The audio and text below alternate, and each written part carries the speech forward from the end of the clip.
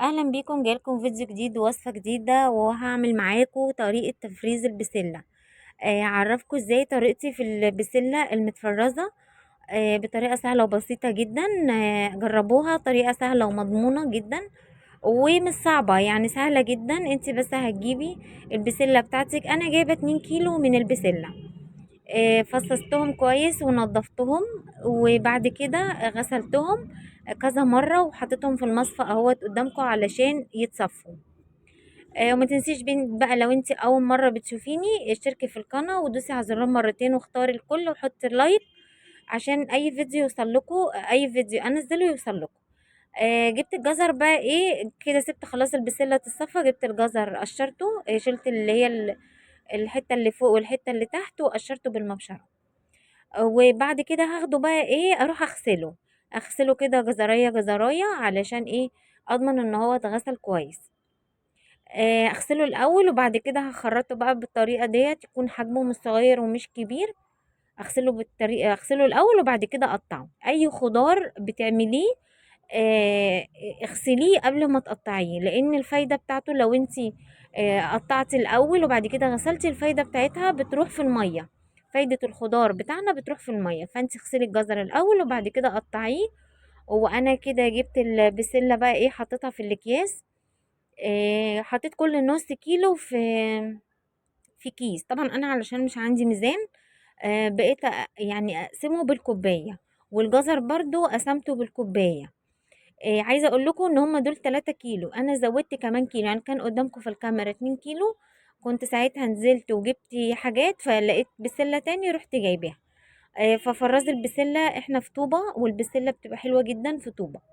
خلاص بعد بقى ما فرزنا البسله وعبيناها في اكياس، نشيلها في الفريزر. ومعانا الفاصوليا، معايا فاصوليا خضرا اهي زي ما انتم شايفين، ده كيلو نصين. همسكه الاول برضو، اشيل الطرف بتاعه من فوق ومن تحت. وبعد كده هغسلها. طبعا هنغسلها الاول قبل ما نقطعها، عشان لو قطعناها وغسلناها فايدتها بتنزل في الميه. فعلشان تضمني حاجتك تبقى الفايده فيها، ما تغسلهاش قبل ما بعد ما تقطعيها، الاول تغسليها وبعد كده تقطعيها. خلاص كده غسلتها وحطيتها في المصفى اهو، ده كله نص كيلو في مصفى علشان ما تلخبطش، لان زي ما قلت لكم انا مش عندي ميزان. امسكها بقى كده اقطعها. قطعيها بقى ايه، ما تقطعهاش برضو كبير قوي ولا صغير قوي، علشان تبقى مفيدة. الخضار بتاعك لما بتقطعيه صغير ما بيبقاش مفيد زي وهو كبير. خلاص انا كده قطعتها حجم متوسط، مش كبير ومش صغير، حجم متوسط. عايزه اقول لكم ان الفاصوليا والبسله والجزر دولت ممكن نعمل بيهم شوربه خضار، يعني هتزودي بس كوسه وبطاطس ويبقى كده معاكي شوربه الخضار كمان.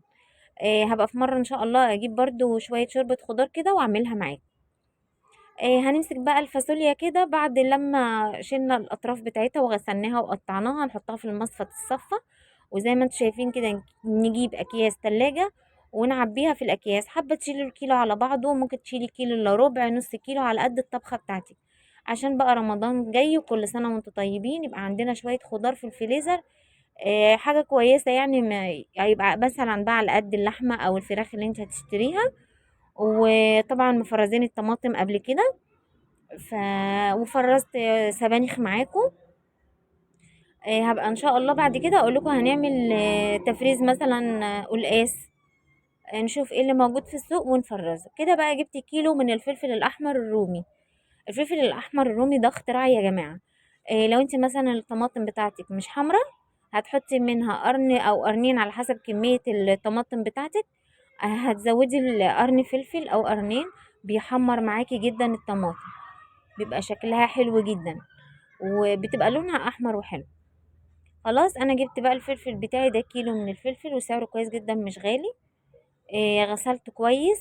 وبعد كده بقى ايه، هاخده على الكبة بتاعتي زي ما انتوا شايفين كده. طبعا مش حراق، ما تخافيش، استعملي ايديكي عادي، مش لازم تلبسي جلافز اللي هو الجوانتي يعني. طبعا الكبة بتاعتي كنت ضاربة فيها بصل، فقلت بقى ايه بالمرة اروح عاملة الفلفل معاه. طلعت طبعا البذر بتاعها من جوه، وفي فتله كده بيضه بتبقى في قلب الفلفل من جوه. بتشيليها علشان الفلفل بتاعك يبقى محمر. طبعا هضربهم على 3 4 مرات كده علشان الكبة بتاعتي ما تبص، وكمان عشان اضمن ان هو اتفرم كويس. كده خلاص بعد ما فرمته، دي كانت علبة حلويات.